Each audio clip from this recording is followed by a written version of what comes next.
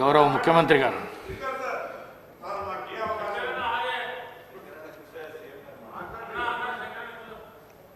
Thank you speaker sir. Revenue శాఖ మంత్రి పొంగులేటి శ్రీనివాసరెడ్డి గారు ప్రవేశపెట్టిన తెలంగాణ భూభారతి భూమిపై హక్కుల రికార్డు చట్టము 2024 ఈ ప్రవేశపెట్టిన చట్టాన్ని సంపూర్ణంగా సమర్థిస్తూ దీనికి సంబంధించిన చర్చను తమరు ఓపికతో,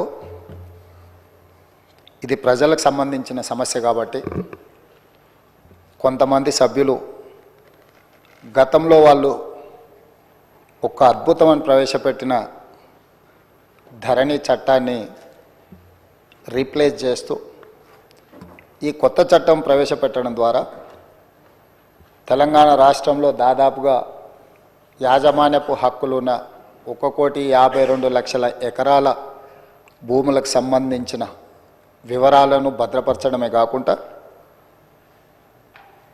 అర్హులైన ప్రతి భూ యజమాని యొక్క హక్కులను కాపాడడానికి ఈ చట్టాన్ని సమర్థవంతంగా ఈ సభలో ప్రవేశపెట్టి ఈ సభలో చర్చ జరగడం ద్వారా 4 కోట్ల తెలంగాణ ప్రజలకు ఈ ప్రభుత్వం ఒక సమర్థవంతమైన ఈ తెలంగాణ రైతాంగానికి పూర్తి స్థాయిలో ఉపయోగపడే చట్టాన్ని తీసుకొచ్చింది అని ఒక భావన కల్పించి, ఒక నమ్మకం, విశ్వాసం కల్పించడానికి మీరు శాయశక్తుల ప్రయత్నం చేశారు. ప్రధాన ప్రతిపక్ష పార్టీ అహంభావంతో, అహంకారంతో సభా మర్యాదలను ఉల్లంఘించి సభాపతి మీదనే దాడి చేస్తామన్న ధోరణిలో చర్చను అడ్డుకోవాలనే ప్రయత్నం చేసింది. సహజంగా మిత్రులు సాంబశివరావు గారు చెప్పినట్టు ఎవరికైనా కుర్చీలో కూర్చుంటే సహనానికి కూడా ఒక హద్దు ఉంటుంది.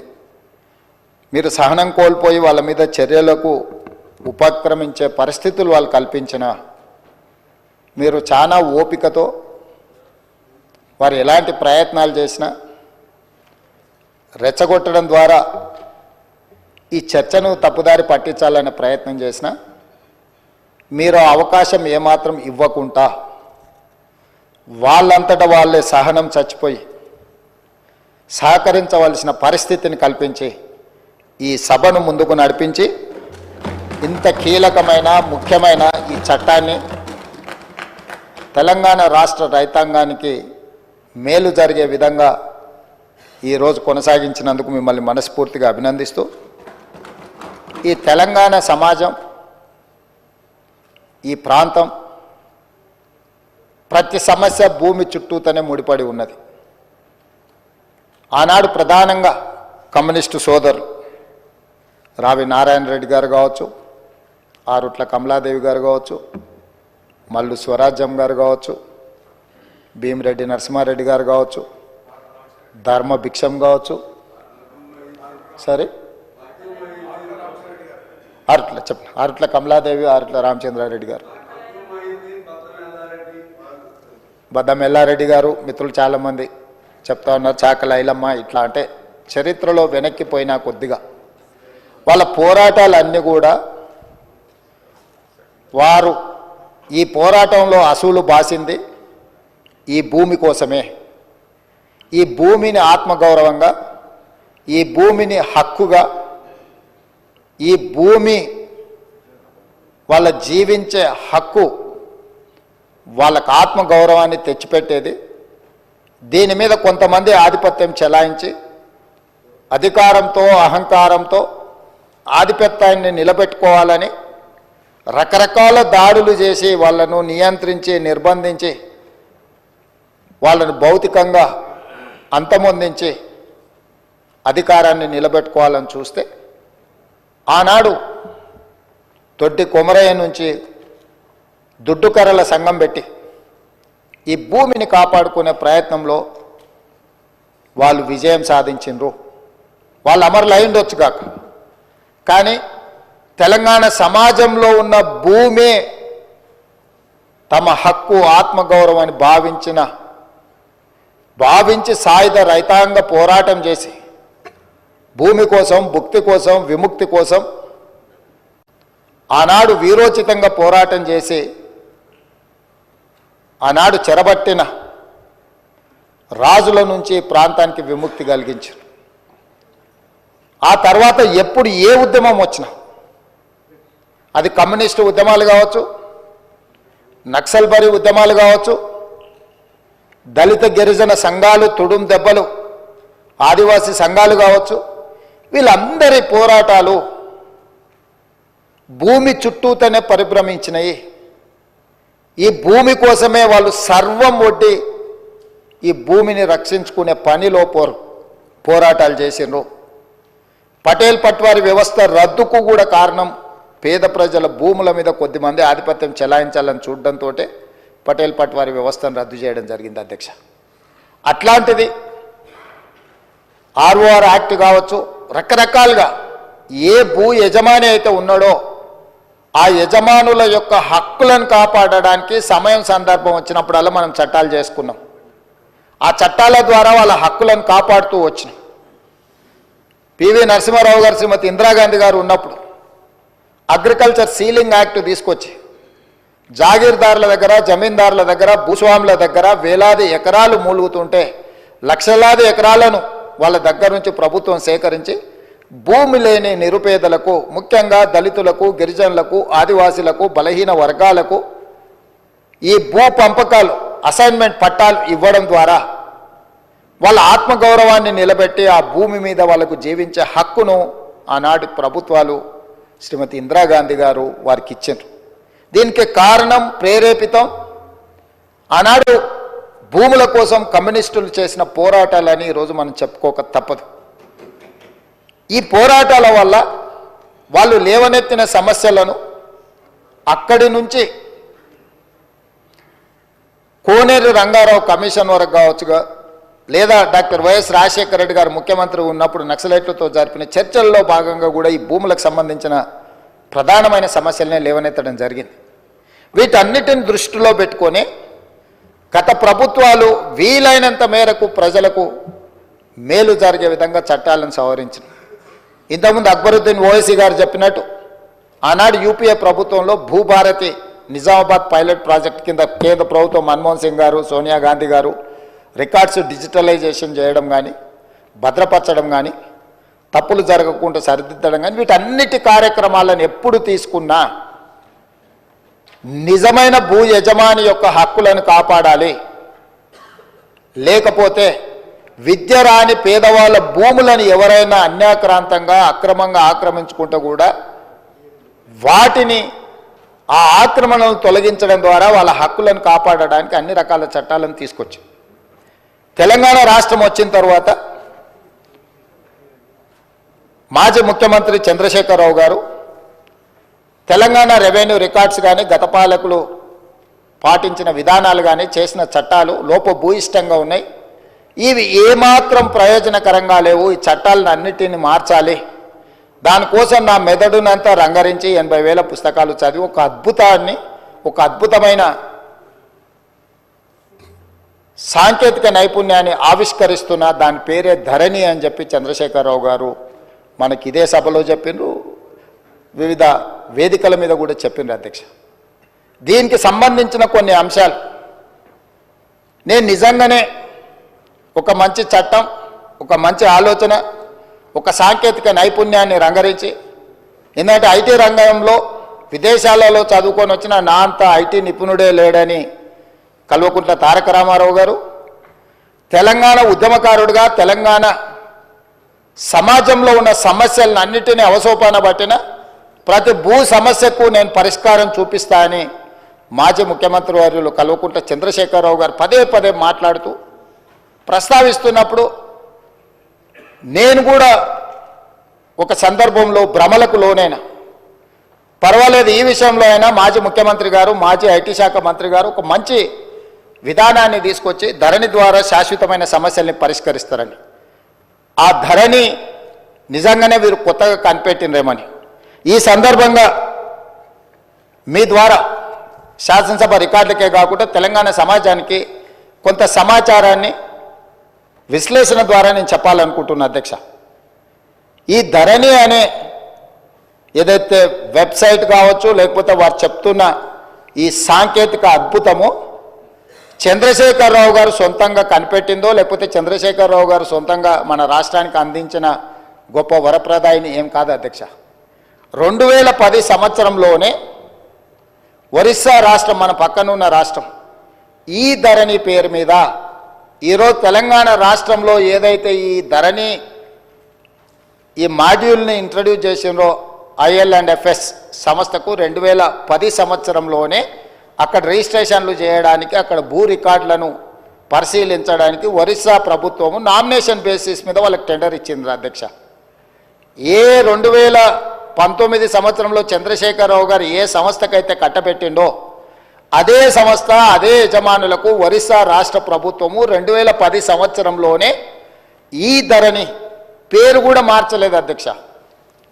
నువ్వు ధరణి అన్నావు, వాళ్ళు ఈ ధరణి అన్నారు. ఎందుకంటే ఎలక్ట్రానిక్ రిలేటెడ్ ఇష్యూ కాబట్టి ఈ ధరణి పేరు మీద 2010 సంవత్సరంలో ఒరిస్సా ప్రభుత్వం ఆ సంస్థకు అప్పచెప్తే 4 సంవత్సరాలు నిర్వహించిన తర్వాత కాగ్ ఏం నివేదిక ఇచ్చిందంటే అధ్యక్ష, 2014లో అసలు ఈ ధరణి ఈ రిజిస్ట్రేషన్ సాఫ్ట్వేర్ లోపాలను కాగ్ నివేదిక బయటపెట్టడం కాకుండా ఎలాంటి కాంపిటేటివ్ బిడ్డింగ్ చేయకుండా వాళ్ళకు నామినేషన్ బేసిస్ మీద ఇవ్వడం మీరు తప్పు. వాళ్ళకి ఎలాంటి అనుభవం లేదు ఇందులో. వాళ్ళకి ఏదైతే ఒరిస్సా ప్రభుత్వం అప్పచెప్పిన బాధ్యత, రిజిస్ట్రేషన్లు, రెవెన్యూ రికార్డ్స్కు సంబంధించిన బాధ్యత అప్పచెప్పినరో వాళ్ళకి ఎలాంటి నైపుణ్యం లేదు. ఇలాంటి నైపుణ్యం లేని సంస్థకు, లోపభూయిష్టంగా నిర్వహిస్తున్న సంస్థకు మీరు ఇవ్వడం 100% అని తప్పుపట్టడమే కాకుండా ఎన్ఐసి, కేంద్ర ప్రభుత్వ రంగ సంస్థ అయిన ఎన్ఐసికి ఇలాంటి సంస్థల్ని మీరు అసలు పక్కన పెట్టి వాళ్ళకి ఇవ్వకుండా వీళ్ళకి ఇవ్వడం తప్పు అని చెప్పి కాగ్ నివేదిక ఇచ్చింది అధ్యక్ష 2014లో. ఇక్కడ తమరి ద్వారా నేను తెలంగాణ ప్రజలకు నేనేం చెప్పదలుచుకున్నా అంటే, చంద్రశేఖరరావు గారు 2018, 2019 ఆ తర్వాత వివిధ సందర్భాలలో మాట్లాడిన మాటలు వారి మెదడునంత రంగరించి ఒక అద్భుతాన్ని, ఒక అమృతాన్ని తీసి అమృతంలో నుంచి సృష్టించిన ధరణి వారి యొక్క ఆలోచన అనేది అయితే చెప్పిండో అది శుద్ధ తప్పు. 2010 సంవత్సరంలోనే IL&FS కంపెనీ ఈ విధానాన్ని ఒరిస్సా ప్రభుత్వానికి చేరవేస్తే ఒరిస్సా ప్రభుత్వం వాళ్ళ కాంట్రాక్ట్ ఇస్తే 4 సంవత్సరాలు నిర్వహించిన తర్వాత కాగ్ నివేదిక 100% తప్పు పట్టింది. ఈ లోపభూయిష్టమైన ఏమాత్రం ప్రజలకు ఉపయోగపడని ఈ సాంకేతిక నైపుణ్యాన్ని ఎందుకు తెలంగాణ రాష్ట్ర ప్రజల నెత్తి మీద చంద్రశేఖరరావు గారు రుద్దినరో ఇప్పుడు మనం ఆలోచన చేయాలి. అంటే ఒక రాష్ట్రము 4 సంవత్సరాలు ఈ ప్రయోగం చేసి ప్రయోగం ద్వారా సత్ఫలితాలు సాధించకపోను, దీనివల్ల ప్రయోజనం లేదని కేంద్ర ప్రభుత్వ రంగ సంస్థ అయిన కాగ్, కాంప్ట్రోలర్ ఆడిటర్ జనరల్ తప్పు పట్టిన తర్వాత కూడా చంద్రశేఖరరావు గారు దీన్ని ఎందుకు తెలంగాణ ప్రజల నెత్తి మీద రుద్దిండో తెలంగాణ ప్రజలకు చెప్పవలసిన బాధ్యత ఈ రాష్ట్ర ముఖ్యమంత్రిగా నా మీద ఉన్నది అధ్యక్ష. ఈ IL&FS కంపెనీ గురించి కొంచెం చర్చించుకోవాలంటే కొంచెం వెనక్కి వెళ్ళాలి అధ్యక్ష. 2011కి వెళ్ళాలి మనం. 2011లో సత్యం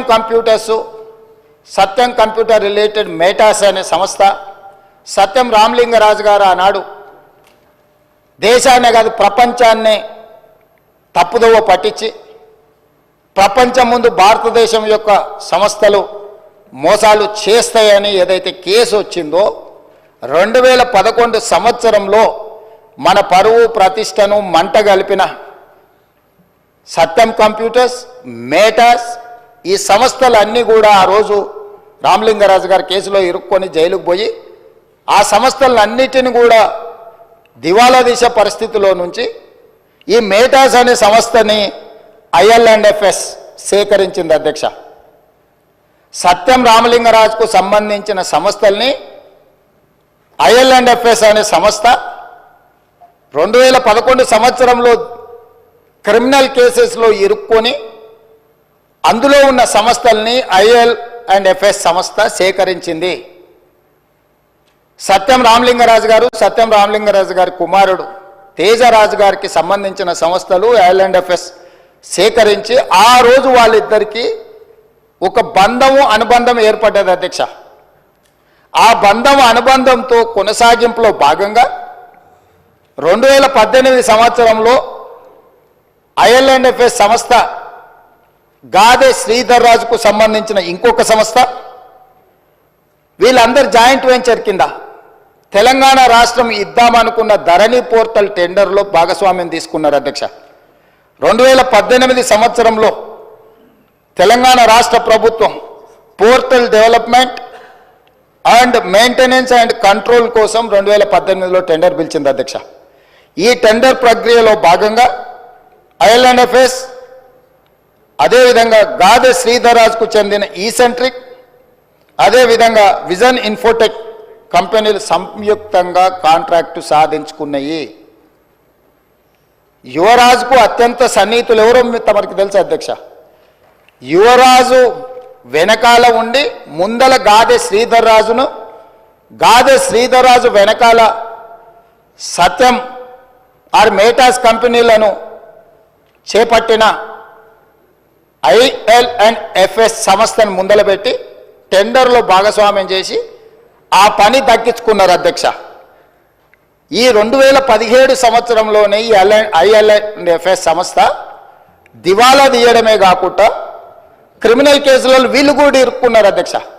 2011లో సత్యం కంప్యూటర్స్ కానీ మేటా సంస్థలు కానీ క్రిమినల్ కేసులలో ఇరుక్కొని జైలుకు పోయిన తర్వాత ఆ సంస్థల్ని సేకరించిన ఐఎల్ఎండ్ఎఫ్ఎస్ కూడా 2017లో ఇదే రకమైన కుంభకోణాలలో ఇరుక్కొని ఆ కంపెనీకి సంబంధించిన ఎండి రమేష్ బావా ఆయన జైలుకు పోయిండు, హరిశంకరన్ వైస్ చైర్మన్ ఈయన జైలుకు పోయిండు, రవి పార్థసారథి మాజీ చైర్మన్ ఆయన జైలుకు పోయిండు, రామ్చంద్ కరుణాకర్ అనే డైరెక్టర్ వీళ్ళందరూ కూడా వేలాది కోట్ల రూపాయల కుంభకోణాలకు పాల్పడి ఆ కుంభకోణాలు అన్ని కూడా దొరికిపోయి వీళ్ళందరూ జైలుకు పోయినారు అధ్యక్ష. ఇది ఎప్పుడు 2017 సంవత్సరానికే జరిగిపోయింది అధ్యక్ష. ఎప్పుడు కూడా రాష్ట్ర ప్రభుత్వాలు కేంద్ర ప్రభుత్వాలు ఏదైనా ఒక సంస్థ క్రిమినల్ నేరాలలో పాల్గొని ఆర్థిక నేరాలలో పాల్గొని జైలు శిక్షలో లేకపోతే ఆ సంస్థల మీద ఆరోపణలు ఉన్నప్పుడు ఆ సంస్థలను టెండర్లలో పాల్గొనకుండా నిషేధించే విధానం మన రాష్ట్రంలో మన దేశంలో కొనసాగుతుంది. అయినా తెలంగాణ రాష్ట్ర ప్రభుత్వం చంద్రశేఖరరావు గారి ప్రభుత్వము ఈ ఐఎల్ఎండ్ఎఫ్ఎస్ను లేకపోతే ఈసెంట్రిక్ లేదా విజన్ ఇన్ఫోటెక్ ఏదైతే జాయింట్ వెంచర్తో టెండర్ వేసిందో వీళ్ళని నిషేధించలేదు అధ్యక్ష. వీళ్ళకి టెండర్ కట్టబెట్టి ఈరోజు తెలంగాణ రాష్ట్రంలో ఉండే 1,52,00,000 ఎకరాలకు సంబంధించిన లక్షలాది మంది రైతుల యొక్క భూముల వివరాలను రిజిస్ట్రేషన్లు చేయడము, డాక్యుమెంట్లు చేయడము, రికార్డులు మెయింటైన్ చేయడము, అన్ని రకాల బాధ్యతలను కంప్లీట్గా ఈ సంస్థకు అప్పచెప్పారు అధ్యక్ష. ఇక్కడ నుంచే ఇక స్టోరీ మొదలైంది అధ్యక్ష. అసలైన స్టోరీ ఇక్కడ ఉన్నది. టెండర్ దక్కించుకున్న ఐఎల్ఎండ్ఎఫ్ఎస్ సంస్థ పేరు మార్చింది అధ్యక్ష. టెండర్ అగ్రిమెంట్ అయిన తర్వాత టెరాసిస్ టెక్నాలజీస్ లిమిటెడ్ అని సబ్సిడరీ యూనిట్ కిందకి అగ్రిమెంట్ తీసుకొచ్చారు అధ్యక్ష. టెండర్ పాల్గొన్నప్పుడు ఒక పేరు మీద ఉండి టెండర్లో వాళ్ళ కాంట్రాక్ట్ వచ్చిన తర్వాత దాని పేరు మార్చింది అధ్యక్ష. ఒకవేళ పేరు మార్చిన మనుషులకు కూడా చట్టంలో ప్రొవిజన్ ఉంది అధ్యక్ష పేర్లు మార్చుకోవడానికి. మనం ఒకవేళ మన పేరు నచ్చకపోతే కూడా ఒక గెజెట్ నోటిఫికేషన్ నుంచి ఒక విధానంలో ఉంది. కంపెనీస్ యాక్ట్లో కూడా ఒకవేళ సేమ్ కంపెనీ ఒకవేళ పేరు మార్చుకున్నా తప్పలేదు అధ్యక్ష, పేరు మార్చుకోవచ్చు. ఇక్కడ పేరు మార్చుకున్నది అధ్యక్ష. పేరు మార్చుకున్నాకనే తతంగం మొదలైంది అధ్యక్ష. ఈ టెరాసిస్ టెక్నాలజీస్ లిమిటెడ్ అనే ఐఎల్ఎండ్ఎఫ్ఎస్ సబ్సిడరీ యూనిట్ పేరు మారిన తర్వాత ఇందులోకి ఫాల్కన్ ఎస్జీ అనే ఒక ఫిలిపిన్ కంపెనీ దీంట్లో 52% ఒకసారి 28/10/2021 99% ఇందులో షేర్స్ మొత్తం ఈ కంపెనీ కొనేసింది అధ్యక్ష. ఫాల్కన్ ఎస్జీ అనే ఫిలిపిన్ కంపెనీ. ఈ కంపెనీ కొన్న తర్వాత ఇది ఇక్కడ ఆగింది అధ్యక్ష, ఆగలే. ఈ ఫాల్కన్ ఎస్జీ కంపెనీ నుంచి ఫాల్కన్ ఇన్వెస్ట్మెంట్స్ అనే కంపెనీ సింగపూర్ కంపెనీ ఇందులోకి వచ్చింది అధ్యక్ష. ఈ కంపెనీ అంటే ఏదైతే ఫాల్కన్ ఎస్జీ పేరు మీద 99% ఉందో ఆ 99% షేర్ని ఫాల్కన్ ఇన్వెస్ట్మెంట్ అనే సింగపూర్ కంపెనీ దీంట్లోకి వచ్చింది అధ్యక్ష. 1% మిగిలిపోయింది కదా అధ్యక్ష. ఆ 1% గాదె శ్రీధర్ రాజు ఎవరైతే ఉన్నారో ఆ 1% అతను కొన్నాడు అధ్యక్ష. 1% ఈ కంపెనీలో షేర్ కొన్న గాదె శ్రీధర్ రాజు ఈ కంపెనీకి సీఈఓగా మారిండు అధ్యక్ష.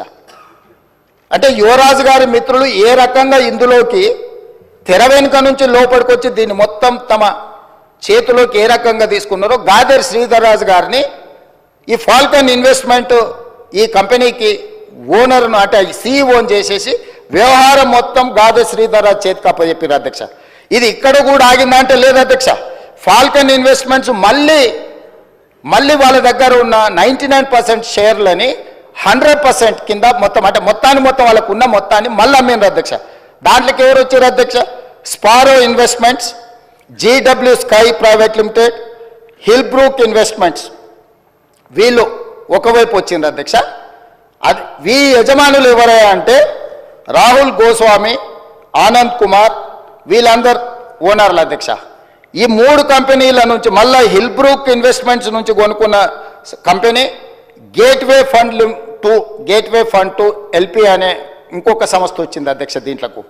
దాంట్లో నుంచి మళ్ళీ స్పారో ఇన్వెస్ట్మెంట్స్ నుంచి కొనుక్కున్న దాంట్లో గేట్వే ఫండ్ టు ఎల్ఎల్పి ఇందులోకి వచ్చారు అధ్యక్ష. అంటే అల్లిబిల్లి కంపెనీలు అన్నిటిని పెట్టుకుంటూ ఈ కంపెనీలన్నిటి ద్వారా చివరికి వాళ్ళు ఎక్కడికి చేరింది అధ్యక్ష? ఈ గేట్వే ఫండ్ టు ఎల్ఎల్పి కానీ ఎల్పి కానీ గేట్వే ఈ లొకేషన్స్ ఇవన్నీ ఒక కంపెనీ రాహుల్ గోస్వామి అండ్ ఆనంద్ కుమార్ అనే కంపెనీ కేమెన్ ఐలాండ్స్ అధ్యక్ష. రెండో company Gateway Fund to location British virgin islands అధ్యక్ష. ఈ కంపెనీల గురించి మీకు చెప్పాలంటే అధ్యక్ష, ఏదైనా ఈ ప్రపంచంలో ఆర్థిక నేరాలు చేయడానికి ట్యాక్స్ హెవెన్ కంట్రీస్ అంటారు అధ్యక్ష. ప్రపంచంలో ఏ దేశంలో అయినా ఏ ప్రాంతంలో అయినా ఆర్థిక నేరాలకు పాల్పడే కంపెనీలు ఆ దేశానికి ఎట్లా ఫుల్ ప్రూఫ్ ఉంటుంది అధ్యక్ష? ఆ దేశంలోకి పోయి నువ్వు ఏ దేశంలో ఏ నేరం చేసినా ఆ దేశంతో ఎలాంటి ఒప్పందాలు ఉండవు అధ్యక్ష. అతన్ని పట్టించరు, ఆ కంపెనీ వివరాలు చెప్పరు, దానికి ఏం సంబంధించింది ఏం చెప్పరు అధ్యక్ష. అదేవిధంగా ఇందులోకి గాదె శ్రీధర్ రాజు గారు రిలేటెడ్ కంపెనీలు పారాడిమ్ ఇన్నోవేషన్స్ ఎల్ఎల్సి, అదేవిధంగా క్వాంటెల్లా ఐఎన్సి ఈ 2 అమెరికా కంపెనీలు వచ్చినాయి అధ్యక్ష. సో ఎక్కడైతే టెర్రాసిస్ టెక్నాలజీస్ లిమిటెడ్లో బయలుదేరిన మన స్టేట్ అగ్రిమెంటు ఫిలిపిన్ దేశానికి పోయింది, ఫిలిపిన్ దేశాన్ని నుంచి సింగపూర్ దేశానికి పోయింది, సింగపూర్ దేశాన్ని నుంచి మళ్ళీ కేమెన్ ఐలాండ్స్కి పోయింది, తర్వాత వర్జిన్ ఐలాండ్స్కి పోయింది, తర్వాత అమెరికా దేశంలో ఉండే 2 కంపెనీలు. చివరికి ఈ కంపెనీలు ఈ సంస్థలను నిర్వహించే వాళ్ళు ఈ కేమెన్ ఐలాండ్స్లో వర్జిన్ ఐలాండ్స్లో తేలింది అధ్యక్ష. ఈ 2 దేశాలు ఎట్లాంటివి అంటే ప్రపంచంలో ఏ ఆర్థిక నేరం జరిగినా ఆ ఆర్థిక మూలాలు పనామా లీక్స్ కానీ లేకపోతే మీరు ఈ ప్రపంచంలో జరిగిన ఏ పెద్ద ఆర్థిక నేరాన్ని ఎత్తికినా ఆ సంబంధించిన కంపెనీలు ఈ 2 దేశాలలో ఉంటాయి అధ్యక్ష. ఆ దేశాలలో ఉన్న కంపెనీలు ఈరోజు ఈ టెరాసిస్ ఏదైతే ఈ ధరణి ఏదైతే ఉందో ఈ ధరణి మొత్తం ఆ దేశానికి వెళ్ళిపోయింది అధ్యక్ష. ఎవరో దాని ఓనర్లు అంటే అధ్యక్ష ఫాల్కన్ ఇన్వెస్ట్మెంట్ ప్రైవేట్ లిమిటెడ్లో ఉన్న ఓనరు ఏదైతే ఈ సింగపూర్ బేస్డ్ కంపెనీ ఉందో రాహుల్ గోస్వామి, ఈయన సింగపూర్ సిటిజన్, ఆనంద్ కుమార్ ఈయన సింగపూర్ సిటిజన్, లతికాదేవి అమ్మ daughter of Radhakrishna Pillai Singapore citizen అధ్యక్ష. వీరితో పాటు అధ్యక్ష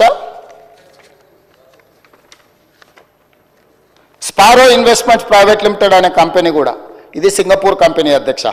స్పారో ఇన్వెస్ట్మెంట్ ఇది ఈ టోటల్ ఈ ఉండే కంపెనీలు అని కూడా ఇవి సింగపూర్ సంస్థలు అధ్యక్ష. అదేవిధంగా అధ్యక్ష జీడబ్ల్యూ స్కై ప్రైవేట్ లిమిటెడ్ అనే సంస్థ కూడా సింగపూర్దే అధ్యక్ష. జీడబ్ల్యూ సేమ్ వీళ్ళందరూ. తర్వాత పారాడిమ్ ఇన్నోవేషన్స్ ఎల్ఎల్సి అనేది అమెరికన్ కంపెనీ అధ్యక్ష.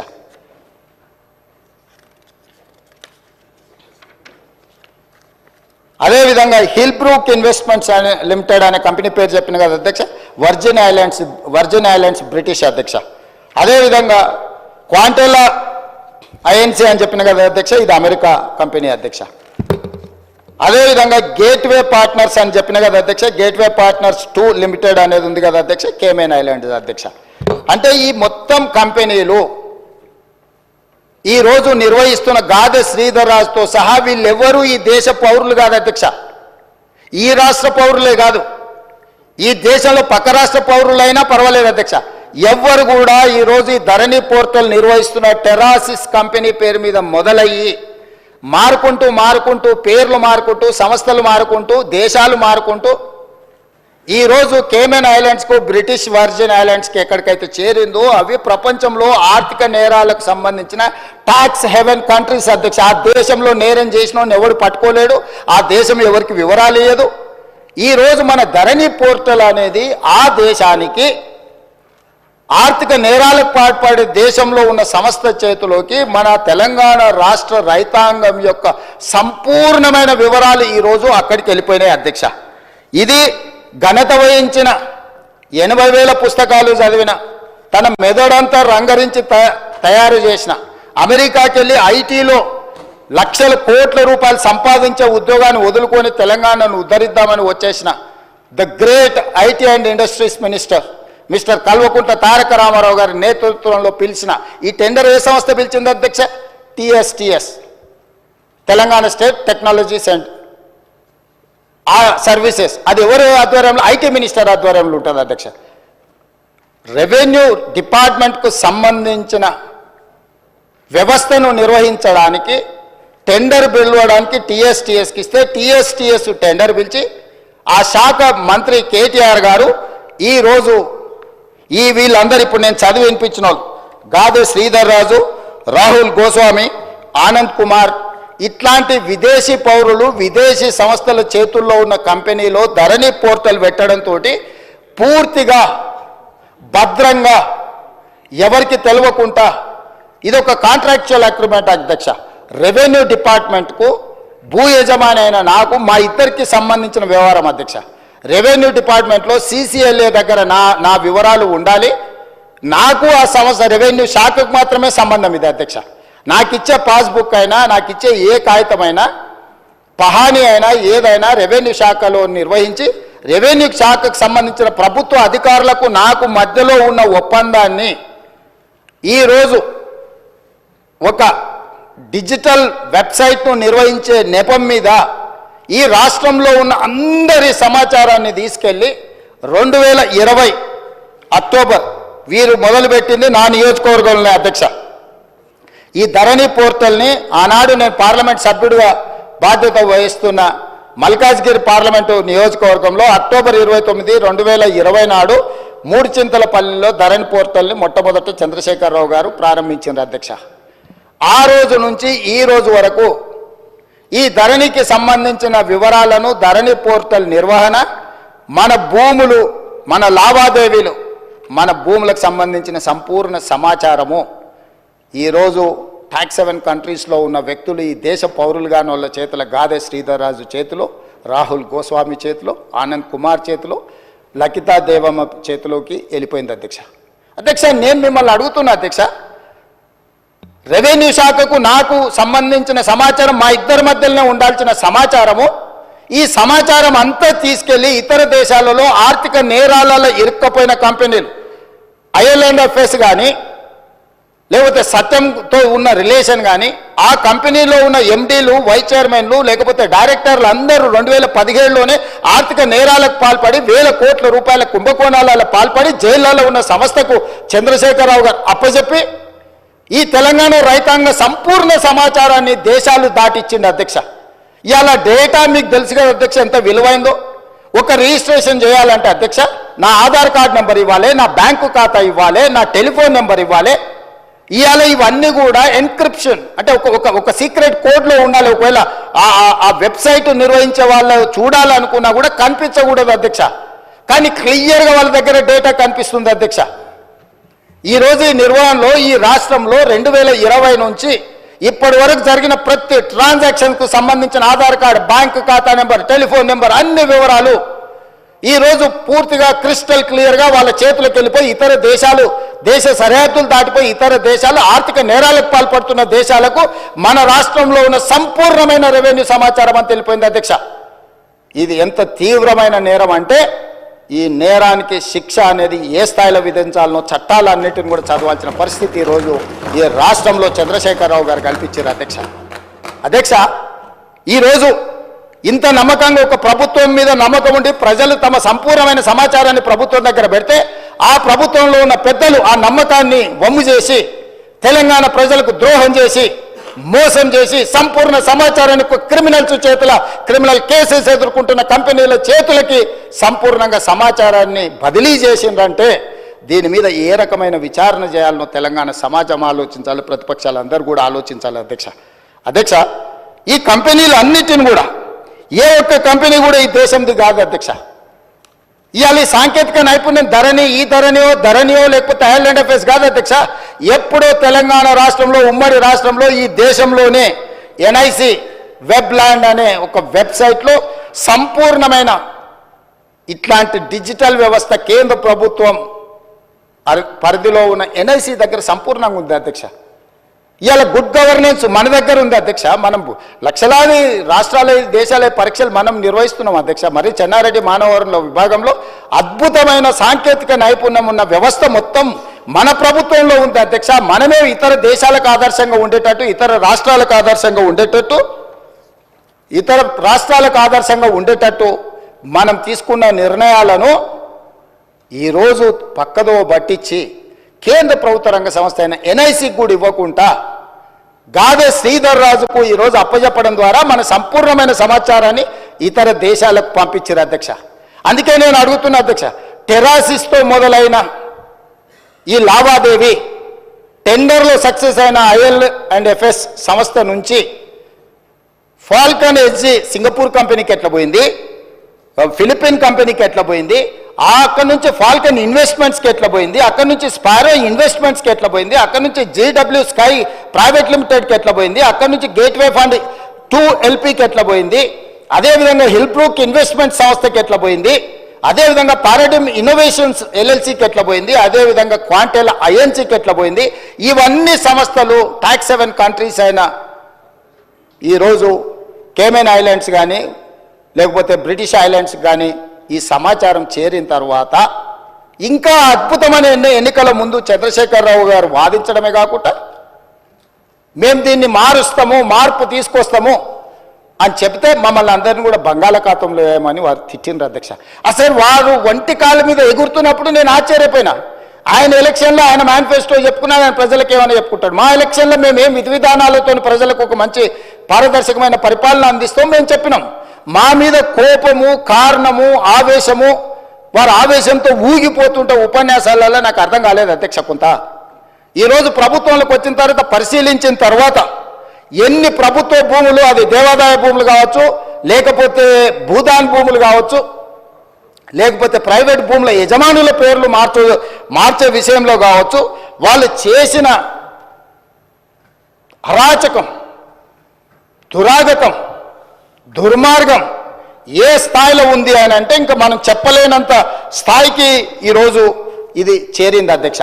అందుకే దానికి ఉదాహరణ కింద నేను చెప్పదలుచుకున్న అధ్యక్ష ఒక 2-3 ఉదాహరణలు. ఏ చట్టం అయితే ఈ టెండర్ అగ్రిమెంట్ ప్రకారం అధ్యక్ష, ఈ టెరాసిస్ కాంట్రాక్ట్ అగ్రిమెంట్ అధ్యక్ష 9.20 అగ్రిమెంట్ క్లాజ్లో ఉన్నది అధ్యక్ష. ద ఐఏ అంటే implementing agency should to be the best of his efforts, avoid any change in the organization structure proposed for execution of this contract or replacement of any manpower resource appointed. If the same is however unavoidable, IA shall promptly inform the purchaser in writing and the same shall require subsequent approval by the purchaser. ఇందులో ఇలాంటి మార్పులు చేర్పులు చేయాలన్నా, యజమానులు మారాలన్నా, పనిచేసే స్థలం మారాలన్నా ప్రభుత్వం ముందస్తు అనుమతి తీసుకోవాలని స్పష్టంగా ఈ అగ్రిమెంట్లో ఉంది. 9.20లో ఎలాంటి ప్రభుత్వ అనుమతి లేకుండా ఈ రకంగా టాక్స్ 7 కంట్రీస్లో ఉండే సంస్థల్ని ఇతర దేశాలకు సంబంధించిన కంపెనీల చేతికి మన సమాచారం వెళ్ళింది అధ్యక్ష. అదేవిధంగా అధ్యక్ష 9.20.4 sub క్లాజ్లో all manpower resources deployed by the IA అంటే implementing agency అధ్యక్ష for execution of this contract must strictly adhere to the attendance reporting procedures and make their services available as agreed upon for the entire reporting time period at the purchaser's office location. Purchaser ante ikkada revenue department adhyaksha CCLA. IA ante ఈ రోజు Falcon investments ఏదైతే ఉన్నదో లేకపోతే టెరాసిస్ ఉన్నదో implementing agency అదే అధ్యక్ష. Implementing agency తరఫున గాదె శ్రీధర్ రాజు represent చేస్తాడు, పర్చేజర్ కింద CCLA కమిషనరు యాక్ట్ చేస్తాడు అధ్యక్ష. వీళ్ళు ఎవరినైనా ఇందులోకి తేవాలన్నా పర్చేజర్ దగ్గర అనుమతి తీసుకోవాలి ఫస్ట్ పాయింట్. వీళ్ళు ఏ పని చేసినా ఈ సాఫ్ట్వేర్లో కూర్చొని మనం జరుగుతున్న ట్రాన్సాక్షన్స్, మనం జరుగుతున్న రిజిస్ట్రేషన్లు, మనం మెయింటైన్ చేస్తున్న రెవెన్యూ రికార్డ్స్ అన్నీ కూడా పర్చేజర్ లొకేషన్లో అంటే ప్రభుత్వ ఆఫీసులో ఉండి పని చేయాలి అధ్యక్ష ఈ అగ్రిమెంట్ ప్రకారం. కానీ అదే కాకుండా అధ్యక్ష 9.20.6 the IA shall provide and deploy at the purchaser's office location for carrying out the work. ఈ రెండు సెక్షన్ల ప్రకారము వాళ్ళు చేస్తున్న పని ఈ టెరాసిస్ అనే సంస్థ రెవెన్యూ శాఖకు సంబంధించిన CCLA ఆఫీస్లో కూర్చొని పనిచేయాలి అధ్యక్ష. కానీ ఈరోజు అధ్యక్ష అధికారుల నుంచి నాకు అందుతున్న సమాచారం తెలంగాణ రాష్ట్రంలో ప్రభుత్వ కార్యాలయంలో లేదు, బయట ఉన్నది. పక్క రాష్ట్రం నిర్వహించారు, ఢిల్లీని గుర్గావ్ నుంచి నిర్వహించారు, ఈశాన్య రాష్ట్రాల నుంచి నిర్వహించారు. ఇన్ని ప్రాంతాల నుంచి ఈ రోజు భద్రంగా ఉండాల్సిన నా యొక్క సంపూర్ణమైన సమాచారము నాకు ఈ తెలంగాణ ప్రభుత్వం మీద ఉన్న నమ్మకంతో నా భూములకు సంబంధించిన పూర్తి వివరాలను ప్రభుత్వం దగ్గర పెడితే ఆ ప్రభుత్వము ఆనాటి ముఖ్యమంత్రి సంపూర్ణ సమాచారాన్ని ప్రైవేటు కంపెనీలకు, ప్రైవేటు వ్యక్తులకు, ఈ రాష్ట్రంలో కానోళ్లను, ఈ దేశంలో కానోళ్లను, ఈ దేశంలో లేని కంపెనీలకు, ఈ దేశ పౌరులు కానోళ్లకు అప్పచెప్పి ఈరోజు ఈ రాష్ట్ర ప్రజల యొక్క నమ్మకాన్ని, విశ్వాసాన్ని కూనీ చేయడమే కాకుండా ఆర్థిక నేరాలకు పాల్పడ్డాడు అధ్యక్ష. దానికోసం ఎంత కఠినంగా వీళ్ళ పట్ల ప్రభుత్వాలు వ్యవహరించాల్సిన అవసరం ఉన్నది అధ్యక్ష.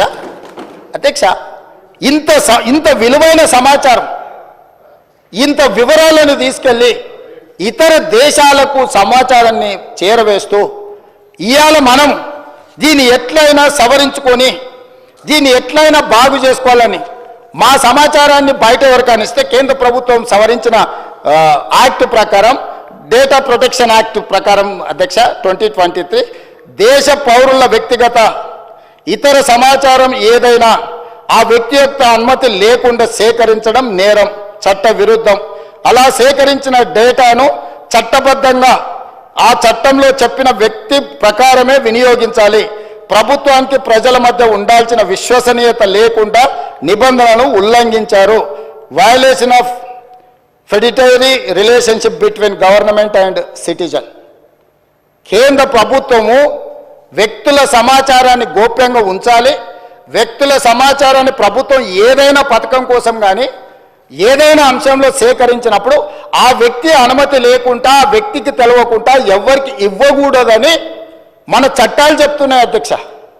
మరి ఈరోజు లక్షలాది మంది, కోట్లాది మంది చేసుకున్న రిజిస్ట్రేషన్లు, డాక్యుమెంట్లు, ఆధార్ కార్డు, బ్యాంకు ఖాతాలు, టెలిఫోన్ నెంబర్లు టోటల్గా చంద్రశేఖరరావు గారు, అదేవిధంగా కల్వకుంట్ల తారక రామారావు గారు, వాళ్ళ అనుంగు సహచరులైన గాదె శ్రీధర్ రాజు చేతి ద్వారా రాహుల్ గోస్వామి నుంచి మొదలు పెడితే ఈ రకరకాల వ్యక్తుల చేతులకు ఇతర దేశాలకి సమాచారాన్ని అంతా పంపించారు అధ్యక్ష. ఎందుకు ఈరోజు సంవత్సరం మొత్తం సాంకేతిక నిపుణులతో, రాజకీయ పార్టీలతో, రైతు కూలీ సంఘాలతో ప్రతి ఒక్కరితో ఎందుకు చర్చించినాం అధ్యక్ష? ఇంత తీవ్రమైన నేరం జరగడానికి అవకాశం కలిగించిన ధరణి, చంద్రశేఖరరావు, తారక రామారావు గారి విషయంలో ప్రభుత్వం స్పష్టమైన విధానంతో ముందుకు వెళ్ళాలని మా రెవెన్యూ శాఖ మంత్రి గారు కొన్ని వందల మీటింగులు పెట్టిండు అధ్యక్ష. ఇది ఆషామాషిగా ఈ చట్టం ఈరోజు సభ ముందుకు రాలేదు అధ్యక్ష. ఈ చట్టం ఈరోజు ఈ సభ ముందుకు వచ్చిందంటే ఎన్నో నిద్రలేని రాత్రులు, కొన్ని వందల గంటలు ఈ అధికారులు, వీళ్ళు, మేమందరం, నా పాత్ర పరిమితమే. వాళ్ళు చేస్తున్న పనిని ప్రోత్సహించడం ముఖ్యమంత్రిగా నేను చేసిన పని. కానీ ఇక్కడ కూర్చున్న అధికారులు కానీ, కమిటీ కానీ, రిటైర్డ్ ఆఫీసర్స్ కానీ, రిలేటెడ్ కన్సర్న్ మినిస్టర్ కానీ వాళ్ళు కొన్ని వందల గంటలు, రోజుల కొద్దీ దీని మీద చర్చించి, దీన్ని క్షుణ్ణంగా పరిశీలించి ఈ భూభారతి 2024 చట్టాన్ని సభలోకి తీసుకొచ్చినాం అధ్యక్ష. ఈ సభలోకి తెచ్చి దీని పట్ల ఒక మంచి చర్చ జరగడం ద్వారా సంపూర్ణమైన విశ్వాసాన్ని ఇవ్వాలి. మేము వచ్చిన తర్వాత వాళ్ళ కాంట్రాక్టు పూర్తి చేసి ఎన్ఐసికి బదిలీ చేసినాం అధ్యక్ష. నిన్నమననే వాళ్ళకి టెండర్ అగ్రిమెంట్ ఉండి బదిలీ చేయని పరిస్థితుల్లో నాకు తెలిసి ఒక నెల అయినట్టు కేంద్ర ప్రభుత్వానికి సంబంధించిన సంస్థకు ఈ సమాచారాన్ని బదిలీ చేసి ఇవాళ సంస్థ టెరాసిస్ అనే సంస్థ గాదే శ్రీధర్ రాజు ఎన్ఐసికి సహకరిస్తలేడు. ఎందుకంటే ఈ డేటా మొత్తం ట్రాన్స్ఫర్ చేయాలి. ప్రభుత్వ రంగ సంస్థ దాన్ని నిర్వహించాలి అని అంటే తన దగ్గర ఉన్న సమాచారాన్ని మొత్తం ఈ కేంద్ర ప్రభుత్వానికి బదిలీ చేస్తే తప్ప, కేంద్ర ప్రభుత్వ రంగ సంస్థకు బదిలీ చేస్తే తప్ప ఈరోజు అది నిర్వహించలేని పరిస్థితి. ఎందుకు మేము కొంతకాలం మౌనంగా ఉన్నామంటే ఇప్పుడు ఏ మాత్రం ఇందులో ఏ కేసులో ఇంకే విచారణకు ఆదేశిస్తే ఒక్క టాక్స్ హెవెన్ కంట్రీస్లో కేమెన్ ఐలాండ్స్లో లేకపోతే వర్జీనియా, బ్రిటిష్ వర్జీనియా ఎక్కడో ఉండి ఒక్క క్లిక్ కొడితే మన దగ్గర ఉన్న సమాచారం మొత్తం క్రాష్ అయిపోతుంది అధ్యక్ష. మన దగ్గర ఉండే సర్వర్లు అన్నిటిని కూడా డౌన్ చేస్తే దీన్ని రిపేర్ చేసుకోవడానికి, రిస్టోర్ చేసుకోవడానికి లేదా భవిష్యత్తులో రిజిస్ట్రేషన్లు చేసుకోవాలంటే కూడా అది రోజులు పట్టొచ్చు, నెలలు కూడా పట్టొచ్చు అధ్యక్ష. ఇంత కుట్రపూరితంగా ఒక వ్యక్తి చేతిలో యువరాజు గారిని ఆ రాజులు ఇంప్రెస్ చేసి ఉండొచ్చు. యువరాజు గారికి ఆ రాజులు అత్యంత సన్నిహితులు, కుడి భుజం ఎడం భుజం అయి ఉండొచ్చు. కానీ మనందరి సమాచారాన్ని రాష్ట్ర ప్రభుత్వం పూర్తి వివరాలను ఒక వ్యక్తి చేతిలో పెట్టి రాష్ట్రాలనుగా దేశాల సరిహద్దులు దాటిచ్చి ఏ దేశంలో అయితే ఎలాంటి మనం శిక్షలు, ఎలాంటి నేరగాళ్ళను పట్టుకోవడానికి ఒప్పందం లేని దేశాలకు పంపించారు అధ్యక్ష. నేను ఈరోజు మీకు చెప్తున్నా అధ్యక్ష, పార్లమెంట్ సభ్యుడిగా కొన్ని వందల లెటర్లు రాసిన ఆ దేశాలకు నేను మనుషులను పంపించిన డేటా సేకరించడానికి డబ్బులు కట్టైనా తీసుకురాపోండి అని యుఎస్ నుంచి నా మిత్రులను ఆ దేశానికి పంపించిన అధ్యక్ష. వాళ్ళు ఇవ్వలేదు. నా దగ్గర చాలా వివరాలు ఉన్నాయి అధ్యక్ష. నేను దీని మీద రీసెర్చ్ చేసినప్పుడు వీళ్ళు ఎన్ని రకాల అధ్యక్ష రిజిస్ట్రేషన్స్ అనేటివి డే టైంలో జరుగుతాయి అధ్యక్ష. మనం స్లాట్ బుక్ చేసుకుంటాం నార్మల్గా 10 to 5 or 6, 7 ఒకవేళ అయితే 7, 8 o'clock రిజిస్ట్రేషన్లు అధ్యక్ష. రాత్రి 9 గంటల నుంచి ఉదయం 6 గంటల వరకు కూడా రిజిస్ట్రేషన్లు జరిగిన డాక్యుమెంట్లు ఉన్నాయి అధ్యక్ష. అర్ధరాత్రి పూట ఏ ప్రభుత్వ అధికారి డాక్యుమెంట్లు రిజిస్ట్రేషన్ చేసిండు? అర్ధరాత్రి డాక్యుమెంట్లు రిజిస్ట్రేషన్ చేసే వ్యవస్థ మన రాష్ట్రంలో ఉందా? ఏ చట్టం ప్రకారం అర్ధరాత్రి పూట్ల డాక్యుమెంట్లు ఎగ్జిక్యూట్ అయినాయో ఇవాళ మనం విచారణ చేయాల్సిన అవసరం లేదా అధ్యక్ష? ఎందుకు ఈరోజు వాళ్ళు అక్కడ నించోని, ఎందుకు ఈరోజు చర్చ జరగకుండా భూభారతి 2024 మీద చర్చనే జరగొద్దు, ససే మీద ముఖ్యమంత్రి గారు ఒకవేళ మాట్లాడితే ఈ బండారం బయటపడుతుంది, ఎట్లయినా అడ్డుకోవాలి అని ఎన్ని రకాల ప్రయత్నాలు చేసినా మీరు చూసిరు కదా అధ్యక్ష. అధ్యక్ష, ధరణి వెబ్సైట్ వచ్చిన తర్వాత కొన్ని డాక్యుమెంట్లు నేను చెప్పదలుచుకున్నా అధ్యక్ష. మిత్రుడు మహేష్ రెడ్డి గారు కూడా ఉన్నారు, వారు కూడా వినాలి. కిషన్ రెడ్డి గారు స్వయంగా తిమ్మాపూర్ ఆయన సొంతూరులో భూదాన్ భూములకు సంబంధించి కిషన్ రెడ్డి గారు అపోజిషన్ లీడర్గా ఉన్నప్పుడు వాళ్ళు కంప్లైంట్ చేసిండు అధ్యక్ష. 100 ఎకరాల భూదాన్ భూమిని డాక్యుమెంట్లు మార్చే పరిస్థితి ఉన్నది, వాటి కాపాడు ఉండని. ఈరోజు కేంద్ర మంత్రి అధ్యక్ష కిషన్ రెడ్డి గారు, గతంలో హోంశాఖ మంత్రి అధ్యక్ష, ఆ కిషన్ రెడ్డి గారు ఫిర్యాదు చేసిన భూములను కూడా భూదాన్ భూములను కందుకూరు మండలం తిమ్మాపూర్ గ్రామం కిషన్ రెడ్డి కేంద్ర హోంశాఖ మంత్రిగా ఉన్నప్పుడే ప్రైవేట్ వ్యక్తుల పేర్ల మీద, ప్రైవేటు భూముల పేరు మీద భూదాన్ భూములను మార్చి భూములను అమ్మేసి దాని వెనకాల ఉన్నది ఎవరో తేలాలి అధ్యక్ష. నేను వచ్చిన తర్వాత ఎఫ్ఐఆర్ చేయించిన అధ్యక్ష. నేను వచ్చిన తర్వాత కిషన్ రెడ్డి గారి ఫిర్యాదును ఒక కేంద్ర మంత్రి అయిన ఆ భయం కూడా లేదు. ఆ రోజు హోంశాఖ మంత్రిగా కిషన్ రెడ్డి గారు ఉన్నారు అధ్యక్ష. ఆయన సొంతూరులో 100 ఎకరాల భూదాన్ భూములకు సంబంధించి కిషన్ రెడ్డి గారు ఫిర్యాదు చేస్తే కిషన్ రెడ్డి గారి ఫిర్యాదును కూడా లెక్క చేయకుండా భూములను ప్రైవేట్ వ్యక్తుల పేరు మీదకి మార్చేసిండ్రు అధ్యక్ష. నేను వచ్చిన వెంబడే నేను కేసు కట్టించిన అధ్యక్ష. పోకల్వాడలో ఈరోజు ప్రభుత్వ భూములను ప్రైవేట్కు ఈ ధరణి పోర్టల్ ద్వారా ఒక 2 ఎగ్జాంపుల్స్ చెప్తున్నా అధ్యక్ష. కొన్ని వందల వేలు ఉన్నాయి. రంగారెడ్డి, సంగారెడ్డి, మేడ్చల్ లాంటి జిల్లాలే కాదు ఇతర ప్రాంతాలలో కొన్ని వేల ఎకరాల ప్రభుత్వ భూములను యజమానుల పేర్లు మార్చడమే కాదు కొత్త అన్ని తయారు చేసి వాటి అన్నిటిని కూడా సిద్దిపేట రకరకాల ఒక్క దగ్గర అని కాదు, నాగారము ఒక ప్లేస్ అని కాదు అధ్యక్ష. ఇవాళ నేను ఎందుకు కిషన్ రెడ్డి గారితో ప్రస్తావిస్తున్నా అంటే ఈరోజు ఆయన యూనియన్ క్యాబినెట్ మినిస్టర్ అధ్యక్ష. ఆయన సొంతూరులో ఆయన ఫిర్యాదు చేస్తే కూడా భయం లేకుండా భూదాన్ భూములను బదిలీ చేసి ప్రైవేట్ వ్యక్తులకు పట్టా భూముల కింద రిజిస్ట్రేషన్ చేసింది అధ్యక్ష. నేను వచ్చిన తర్వాత కిషన్ రెడ్డి గారు కూడా ఫిర్యాదు చేస్తే దీని మీద చర్యలు తీసుకోకపోతే ఎట్లా అని నేను ఎంక్వైరీకి ఆర్డర్ ప్లేస్ చేసి క్రిమినల్ కేసు బుక్ చేసిన అధ్యక్ష. ఇట్లా ప్రతి దగ్గర ఒక్కొక్కటి కాదు అధ్యక్ష, పోకల్వాడలో కానీ ఇతర ప్రాంతాలలో కానీ చాలా ప్లేసులు, చాలా ఎఫ్ఐఆర్లు, కొన్ని మా గంధంగూడ విలేజ్ కానీ, ఇవి నేను వచ్చిన తర్వాత కొన్ని నా దృష్టికి వచ్చిన వాటిని ఈరోజు నేను ఈ క్రిమినల్ కేసులు ప్రభుత్వ భూములను, ప్రైవేట్ భూములను, ప్రైవేట్ అయితే ఇప్పుడు ఈ వెబ్సైట్ ఓనర్కి ఎంత స్వేచ్ఛ ఉందంటే ఏడైనా కూర్చోవచ్చు, ఎప్పుడైనా ఏం కావాలన్నా ధరణి పోర్టల్కి వెళ్ళిపోయి మహేశ్వర్ రెడ్డి గారి పేరు మీద ఉన్న భూమిని శంకర్ గారి పేరు మీదకి మార్చవచ్చు, శంకర్ గారి పేరు మీద ఉన్న భూమి రేవంత్ రెడ్డి పేరు మీదకి మార్చవచ్చు, 30 ఎకరాలు ఉన్న భూమిని 3 ఎకరాలు చేయొచ్చు, 3 ఎకరాలు ఉన్న భూమిని 3 గుంటలు చేయొచ్చు. ఏం కావాలన్నా స్వైర విహారం చేసే అధికారం వాళ్ళకి ఇచ్చి, ఆ ప్రైవేట్ ఏజెన్సీలకు ఇచ్చి, ఇవాళ పూర్తిగా రాష్ట్రంలో ఉండే భూమి అంటేనే భయపడేటట్టు, భూమి అంటేనే మాకు ఉంటుందో ఉండదో అనే అభద్రతా భావనలకు నెట్టేసే ధరణి చట్టాన్ని తీసుకొచ్చి ఈరోజు మొత్తం లోపభూయిష్టంగా వీటిని తయారు చేస్తే, గత సంవత్సరం నుంచి చాలాసార్లు చాలామంది మమ్మల్ని అన్నారు, ఇంకెప్పుడు తెస్తారా మీరు, ఎప్పుడు మీరు కొత్త చట్టం తెస్తారా అధ్యక్ష. అవగాహన చేసుకోవడానికి కూడా సమయం కావాలి అధ్యక్ష. ఇవాళ ఇంత కీలకమైన, ఇంత ప్రతిష్టాత్మకమైన భూభారతి 2024 చట్టం సభలోకి వచ్చినప్పుడు ప్రధాన ప్రతిపక్షం బాధ్యత ఏంది అధ్యక్ష? ధరణి నిజంగా అద్భుతమే అయితే భూభారతి లోపభూయిష్టమో రాజకీయ కారణాల చేత వెళ్ళి ప్రభుత్వం ప్రవేశపెడితే మమ్మల్ని అడగాలి, మమ్మల్ని కడగాలి, మమ్మల్ని అన్ని రకాలుగా నిలదీయాలి కదా అధ్యక్ష. ప్రతిపక్ష నాయకుడు వారు సభలోకి రావాలి కదా.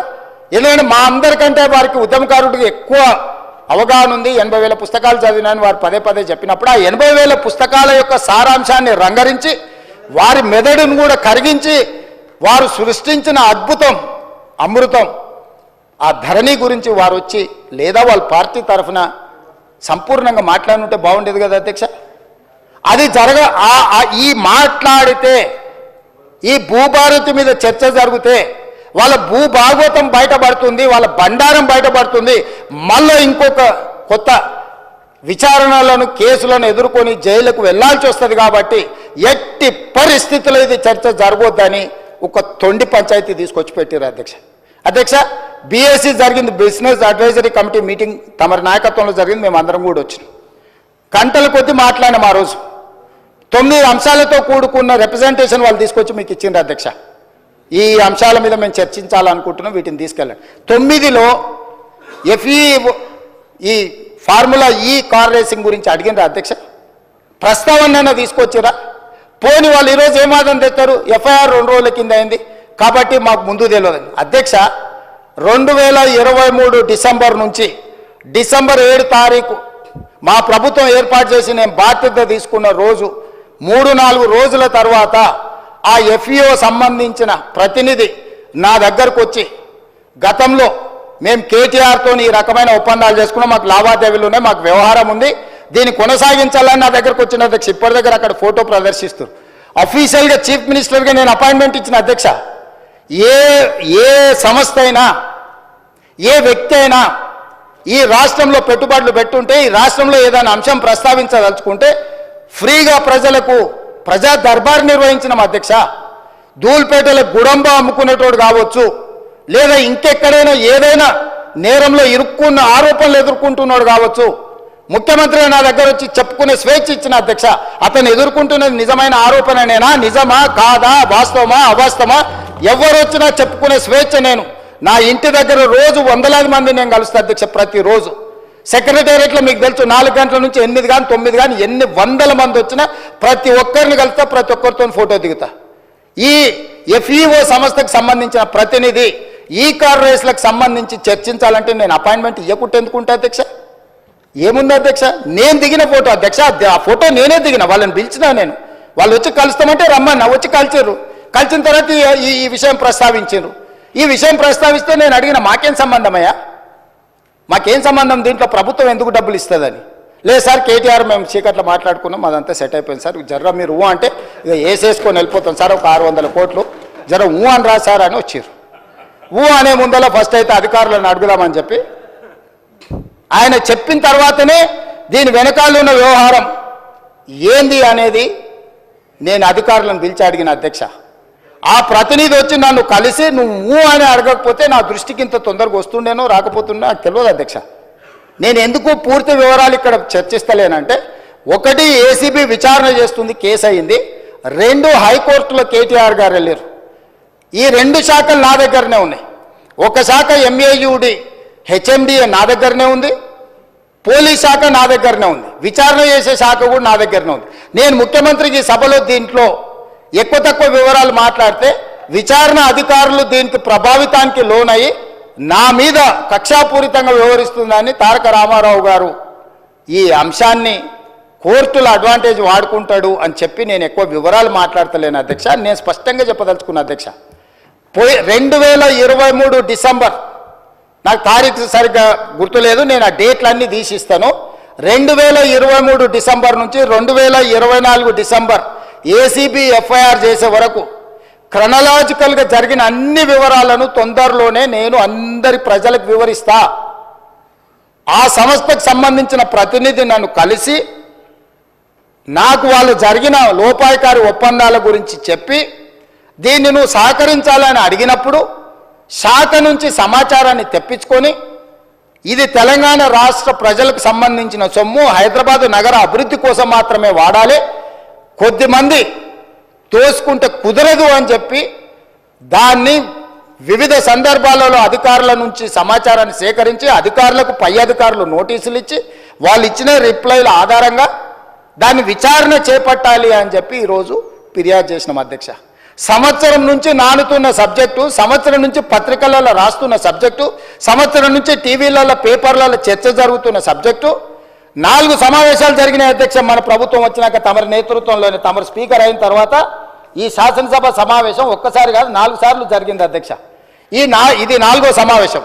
4 సమావేశాలలో ఏ రోజైనా ఫార్ములా ఈ రేస్ గురించి బీఆర్ఎస్ ఎప్పుడైనా మాట్లాడిందా అధ్యక్ష?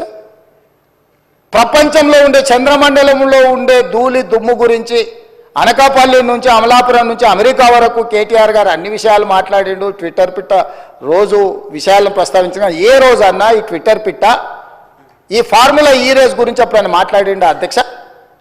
ఇవాళ నిన్న సాయంత్రం నుంచి ఎట్టి పరిస్థితుల్లో చర్చ జరగాల్సిందే, ఈ సభను నడవనీయం. ఏంటి అధ్యక్ష దురహంకారం? 2023 డిసెంబర్లో ఓడించి అధికారంలోకి వెళ్ళి దించారు. ఇంకా వాళ్ళ అహంభావం తగ్గలేదని 2024 పార్లమెంట్ ఎన్నికల్లో డిపాజిట్లు పుంజుకున్నారు అధ్యక్ష. అయినా ఇంకా వీళ్ళు అధికారం పోయినా మారలేదు, డిపాజిట్లు పోయినా మారలేదు. ఈరోజు మెదడు కూడా పోయినట్టుంది అధ్యక్ష వాళ్ళు చేస్తున్న అల్లరి చిల్లర పనులు చూస్తుంటే. అధ్యక్ష, మనం బాధ్యత కలిగిన ప్రజాప్రతినిధులం. ఇంత కీలకమైన సమస్య చర్చ జరుగుతున్నప్పుడు ఈ చర్చను కొనసాగించి చర్చ పూర్తయిన తర్వాత తీసుకోమని అడగనున్నారు అధ్యక్ష. తమరు అనుమతిస్తే ఏదైనా. ఇవాళ నేను ఎందుకు వివరాలు ఇక్కడ మొత్తం చెప్పలేకపోతున్నానంటే, ఒక పక్కన ఏసీబీ విచారణ చేస్తుంది, రెండవ పక్కన కోర్టులో అతను వాదనలు వినిపిస్తున్నాడు. నేను ఏ సమాచారం అవసరానికి మించి వాస్తవాలను ఏది మాట్లాడినా ముఖ్యమంత్రిగా ఈ శాఖ 2 శాఖలు నా పరిధిలోనే ఉన్నాయి కాబట్టి నేను ఏదైనా ఆ శాఖల మీద ప్రభావితం, ఆ శాఖలను ఏదైనా ప్రభావితం చేస్తా అని చెప్పి ఏదైనా అనుకునే అవకాశం ఉంటుంది కాబట్టి నేను ఆ వివరాల జోలికి వెళ్తలేను. మీ ద్వారా ఇన్ని వివరాలు చెప్పిన నేను ఒకటే కోరుకుంటున్నా అధ్యక్ష, ఫార్ములా ఈ రేస్కు సంబంధించి వారు పట్టుబడుతున్నారు. ఒకసారి అధికారులతో ఒకసారి కోర్టులో పరిస్థితులను అంచనా వేసుకున్నాక మీరెప్పుడు పిలిస్తప్పుడు ఇక్కడైనా ఎక్కడైనా ఒకవేళ వాళ్ళకి శాసనసభలో చర్చించడానికి వాళ్ళకు ఒకవేళ ఏమైనా ఇబ్బందులు ఉంటే వాళ్ళ పార్టీ ఆఫీస్కి అయినా కూడా వస్తాం అధ్యక్ష, మాకేం అభ్యంతరం లేదు. 100 కోట్లు ప్రభుత్వం సొమ్ము కొల్లగొట్టి ఇతర దేశాలకు తరలించి మేము పట్టుకున్నాక ఇక్కడ నుంచి అక్కడికి పోయింది తెలిసిందే కదా అంటాడు అధ్యక్ష. మీ ఖాతాలో ఉన్న పైసలు సైబర్ క్రైమ్ వాడు వేరే ఖాతాలకు మార్చుకొని వాడు ఎన్నో కొండ మీద కూర్చొని ప్రసాద్ గారి ఖాతాలో ఉన్న సొమ్మంతా నా దగ్గరకు వచ్చింది నన్నేందుకు పట్టుకునేది అంటే మన అర్థం ఉందా అధ్యక్ష? HMDA ఖాతాలో ఉండాల్సిన కోట్ల రూపాయలు లండన్లో ఏదో కంపెనీకి మార్చి ఆ లండన్ కంపెనీ వెనకాల నీకేం లాలుచుందో చెప్పకుండా ముందు ట్రైపార్టీ అగ్రిమెంట్ ఉన్నదాన్ని బైపార్టీ అగ్రిమెంట్ చేసి బైపార్టీ అగ్రిమెంట్ల ఎన్నికల నిబంధనలు ఉల్లంఘించి రాష్ట్ర ప్రభుత్వ విధి విధానాలను ఉల్లంఘించి అన్ని రకాలుగా కోట్ల రూపాయలు అధ్యక్ష 55 కోట్లు అంటుండు అధ్యక్ష. వీళ్ళు చేసుకున్నది 600 కోట్లు ఎన్నికే 55 కోట్లు ఇవ్వగానే నేను పట్టుకున్నా అధ్యక్ష. 55 కోట్లు ఇవ్వగానే నేను పట్టుకున్నా కాబట్టి 500 కోట్లు మిగిలిపోయినాయి అధ్యక్ష. లేకపోతే నేను జర్ర ఆయన వచ్చిండు కదా చెప్పిన కదా అధ్యక్ష జర్ర అని అయిపోతుందని. నేను జర్ర అంటే 600 పోతుండే అధ్యక్ష. 55 కోట్లు చిన్న అమౌంట్ అధ్యక్ష ప్రజలది. ఇవాళ హాస్పిటల్లో 50,000 లక్ష రూపాయలు హాస్పిటల్ ఖర్చులకు లేకుండా ప్రాణాలు పోతున్నాయి అధ్యక్ష. ప్రభుత్వ సొమ్ముకు జవాబుదారీతనంగా ఉండాల్సిన ప్రజాప్రతినిధులు 55 కోట్లు పోతే ఏమైంది? ఇవాళ ఈ రేసులు అంటాడు, ఫార్ములా రేసులు అంటాడు, ఎల్లుండి రేసు గుర్రాలతో కూడా ప్రతిష్ట వస్తుందంట, ఆ తర్వాత జువ్వా కూడా ఇది అంటాడు, ఆ తర్వాత గుట్కా కూడా అంటాడు, ఆ తర్వాత డ్రగ్స్ కూడా అంటాడు. ఇవన్నీ కూడా ఏదో రకంగా పాపులారిటీ తెచ్చేటివే కదా అధ్యక్ష. ఫామ్ హౌస్లో డ్రగ్స్ దొరుకుతాయా, మేము పడకపోతే దావత్ చేసుకోవద్దా అంటాడు. ఏంది అధ్యక్ష ఈ దబాయింపు? ఏంది పండుగ పూట దీపావళి పండుగ పూట మనం చేసుకుంటే చిచ్చుబుట్లు కాల్చుకుంటాం అధ్యక్ష, సారాబుట్లు పెట్టుకుంటాం అధ్యక్ష. డైరెక్ట్ డ్రగ్స్ కొకేన్ కన్జ్యూమ్ చేసిన వ్యక్తి ఆ ఇంట్లో పట్టుబడితే బయటకు వచ్చి దబాయిస్తాడు. అవును మా బామార్ది గృహప్రవేశం చేసుకుంటే కనీసం కొకేన్ అన్న తీసుకోమా మేము? ఏ సంస్కృతిలో ఏ సాంప్రదాయంలో ఉందో అధ్యక్ష? మీరు చూడండి వారు ఏం మాట్లాడుతున్నారో. సరే వీళ్ళు ఇట్లా మాట్లాడి ఇప్పుడు నిన్న మీరే చూసారు కదా అధ్యక్ష, పెద్దల శ్రీనివాసరెడ్డి గారు కూడా చెప్పారు ఔటర్ రింగ్ రోడ్ విషయంలో నువ్వు క్యాన్సిల్ చేసేయి. ఈయననే కాదు వెనకాల నుంచి మైక్లో లేడు ఆయన కూడా అన్నాడు క్యాన్సిల్ చేయాలంటే ఎట్లా చేయాలి అధ్యక్ష? విచారణ చేయకుంటే unilateral cancellation, one side cancellation జరుగుద్దా అధ్యక్ష? ఏదైనా ఒక ఒప్పందము నగదు బదిలీ అయిన తర్వాత ఆ నగదు బదిలీ చేసి ప్రభుత్వం చేసుకున్న ఒప్పందము ఏదైనా రద్దు చేయాలంటే విచారణ జరగాలి, విచారణలో తప్పు జరిగిందని నిరూపించాలి. తప్పు జరిగిందని నిరూపించిన తర్వాతనే చట్ట ప్రకారము రద్దు చేయడానికి అవకాశం ఉంటుంది. అడిగింది వాళ్ళే, డిమాండ్ చేసింది వాళ్ళే. నేను లేచి నించొని ప్రకటించిన తర్వాత మళ్ళీ హరీష్ రావు గారు అభినందించండు, మేము స్వాగతిస్తున్నాం మీ విచారణని. ఇవ్వాలంటే నా మీద కక్షతోని విచారణకు ఆదేశించిండని. అంటే ఔటర్ రింగ్ రోడ్ అమ్ముకున్నా ఏమనొద్దు, హెచ్ఎండిఏలో 100 కోట్లు విదేశాలకు తరలించి ఆ విదేశాలలో మీరు ఎట్టెట్లా వంచుకుంటారో ఎవరెవరు ఈ నుంచి నువ్వు ఎఫ్ఈఓ ఖాతాలకు పోయిందో చూపిస్తున్నావు. ఎఫ్ఈఓ ఖాతాల నుంచి లండన్లో ఎవరి ఖాతాలకు పోయినా మళ్ళీ అవతల ఎవరు తేల్చాలి అధ్యక్ష? విచారణ చేయకుండా తేలుతుందా అధ్యక్ష? ప్లస్ నోట్లు పంపలే అధ్యక్ష, పౌండ్స్ కొనాలి ప్రభుత్వం అంటే ఆర్బీఐ అనుమతి తీసుకోవాలి అధ్యక్ష. ఫారిన్ కరెన్సీ పర్చేజ్ చేయాలంటే ఏ ట్రాన్సాక్షన్ చేయాలన్నా రిజర్వ్ బ్యాంక్ గైడ్ లైన్స్ ఉన్నాయి అధ్యక్ష. ఎట్లా పడితే అట్లా నా దగ్గర నోట్లు ఉన్నాయని నోట్లు ఇచ్చి డాలర్లు కొంటా, డాలర్లు ఇచ్చి పౌండ్స్ కొంటా, లేకపోతే రూపీలు కొంటా అని లేదు అధ్యక్ష. భారతదేశము రాజ్యాంగం పరిధిలో రిజర్వ్ బ్యాంకు కొన్ని నిబంధనలు అధ్యక్ష. పౌండ్స్ కొనాలంటే రిజర్వ్ బ్యాంక్ అనుమతి ఇవ్వాలి అధ్యక్ష. హెచ్ఎండిఏ ఖాతాలో ఉండాల్సిన పైసల్ని సీదా బ్యాంకు పోయి పౌండ్స్ కింద మార్చి పక్క దేశాలకు పంపించినందుకు ఇన్కమ్ ట్యాక్స్ నీ మీద ఫైన్ వేస్తే దానికి ఒక 8.5 కోట్లు కట్టి ఇవాళ మొత్తము 600 కోట్లకు మీరు లూటీ చేయాలని పథకం వేసుకొని 55 కోట్లు కొట్టేసినాక పట్టుబడి దాని మీద ఈరోజు విచారణకు సంవత్సరం నుంచి చర్చ జరుగుతుంటే దాని మీద విచారణ ఈరోజు ఏదో కొత్తగా వచ్చినట్టు ధరణి మీద చర్చ వద్దు, దాని మీద చర్చ చేయండి అంటున్నారు అధ్యక్ష. ఏం అధ్యక్ష? రేపు ఎల్లుండి అవతలెల్లుండి ఎట్లా కోర్టులో విచారణ జరుగుతుంది, ఏసీబీలో విచారణ జరుగుతుంది, మళ్ళీ హౌస్ వస్తూనే ఉంది. 4 సమావేశాలు వాళ్ళు అడగలేదు. ఇవాళ ధరణి వచ్చినప్పుడే ఈ ధరణికి సంబంధించిన లోపాలను, ఘోరాలను, నేరాలను ఈరోజు ఈ ప్రభుత్వం బయట పెడుతుందని భూభారతి చట్టం ఎట్టి పరిస్థితులు ఆమోదింపజేయనీయకూడదు. భూభారతి చట్టం ఆమోదించి ఫోరెన్సిక్ ఆడిట్ ఏదైతే మా ఉప ముఖ్యమంత్రి గారు, మా రెవెన్యూ శాఖ మంత్రి గారు డెఫినెట్గా ఈ మొత్తం ట్రాన్సాక్షన్స్ మీద ఫోరెన్సిక్ ఆడిట్ చేపట్టి ప్రభుత్వ భూములు అన్యాక్రాంతం ఎట్లయిపోయినాయి, ప్రైవేట్లో జరిగిన గోల్మాల్ ఏంటో నిగ్గు తెలుస్తామనే ఒక నిర్ణయానికి వచ్చి ఆ విషయాన్ని పసిగట్టి ఈరోజు సభ నడవకుండా సభలో ఆ చెత్తంతా ఇది పరిస్థితి అధ్యక్ష. నేను ఎప్పుడైనా చర్చలకు వెనుకకు పోతాను అధ్యక్ష. మీకు నేను చాలా సంవత్సరాల నుంచి తమరు నన్ను చూస్తూనే ఉన్నారు కదా, రాజకీయాలకు లేనప్పటి నుంచి కూడా చర్చలు ఏమైనా వెనుకకు పోయేటోనా అధ్యక్ష? మీకు తెలియదా? ఏదైనా విషయంలో వెనుకడికి వేసేది ఎప్పుడైనా జరిగిందా అధ్యక్ష? అంటే ఈరోజు మీరు తప్పించుకోవడానికి, మీరు చేసిన నేరాలను కప్పిపుచ్చుకోవడానికి ఈ రకంగా సభను అవమానించి తమరిని కించపరిచే విధంగా మాట్లాడి సభా గౌరవాన్ని ఆ కుర్చీ మర్యాదను మంటగలిపి చర్చనే జరగొద్దు, బిల్లే పాస్ కావద్దు, ఈ భూములు ప్రజలు రైతులు బాగుపడొద్దు అని ఒక కుట్రపూరితమైన నేరాపూరితమైన ఆలోచనతోటి ఈరోజు వాళ్ళందరూ అట్లా ఆటవికంగా వ్యవహరించడాన్ని మమ్మల్ని వదిలేయండి అధ్యక్ష. మేము పాలకపక్షం, వాళ్ళు ప్రతిపక్షం ఉండొచ్చు. కమ్యూనిస్టు సోదరులు ఎప్పుడు కూడా మీరు గతంలో కూడా చూడండి, ఎప్పుడు కూడా చాడా వెంకటరెడ్డి గారు ఉండొచ్చు, లేకపోతే నోముల నరసింహయ్య గారు ఉండొచ్చు, లేకపోతే అంతకంటే ముందు వెనక్కి వెళ్ళిన వాళ్ళు ఎప్పుడు కూడా ప్రభుత్వం ప్రతిపక్షానికి పాలకపక్షానికి చర్చలలో ఒక డెడ్ లాక్ వస్తే, అంటే ఒక ఏమంటారు ఎక్కడిదక్కడ ఆగిపోతే వాటిని సమన్వయం చేసి చర్చలకు ముందుకు తీసుకెళ్లారు అధ్యక్ష. వాళ్ళు ఎప్పుడు కూడా ఈ సభ చర్చలు జరుగుతాయనే, ప్రజల సమస్యల మీద చర్చ జరుగుతాయనే పరిష్కారం చూపిస్తారని నమ్మే కమ్యూనిస్టులు దాదాపుగా ఉమ్మడి రాష్ట్రంలో అటు తెలుగుదేశం ఉన్నా, ఇటు కాంగ్రెస్ ఉన్నా, లేకపోతే కాంగ్రెస్ అధికారంలో నుండి తెలుగుదేశం ప్రతిపక్షంలో ఉన్న ప్రతిస్తంభన వచ్చినప్పుడు కమ్యూనిస్టులు కీలకమైన బాధ్యత తీసుకొని, ఎంఐఎం కీలకమైన బాధ్యత తీసుకొని సభను నడిపించడానికి, సాంప్రదాయాలను కొనసాగించడానికి ఒక సమన్వయం చేసేది అధ్యక్ష. ఇవాళ ఏదీ లేదు అధ్యక్ష, ఎవ్వరు మాట వినడం లేదు. వాళ్ళేం ఎంఐఎంఆర్ లేకపోతే బీజేపీ ఆర్ కమ్యూనిస్టులు మా పార్టీ క్రియాశీలక సభ్యులేం కాదు అధ్యక్ష.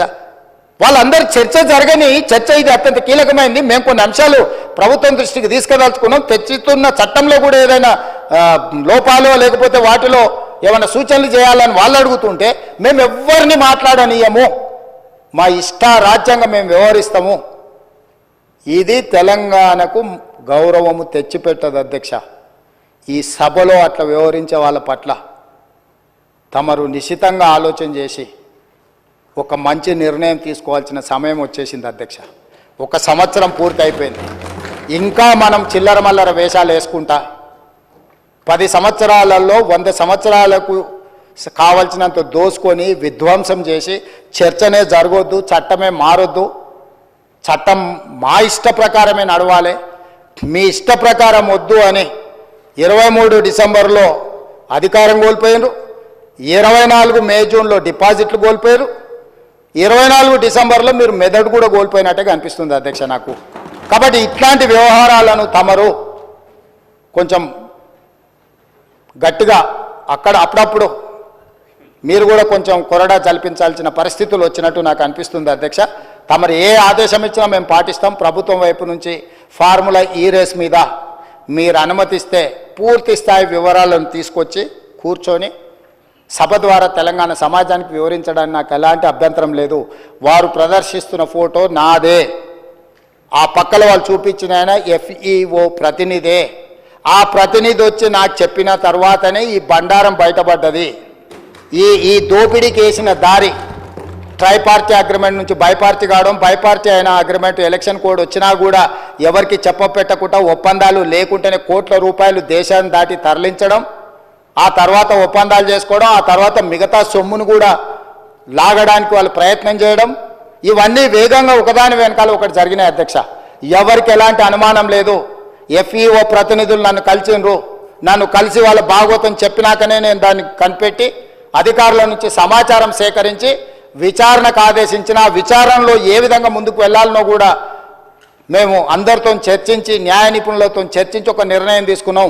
ఆ నిర్ణయం మేరకే గవర్నర్ గారికి లేఖ రాసినాం. గవర్నర్ గారు కూడా న్యాయ నిపుణులను సంప్రదించిన తర్వాతే విచారణకు అనుమతి ఇచ్చిండ్రు.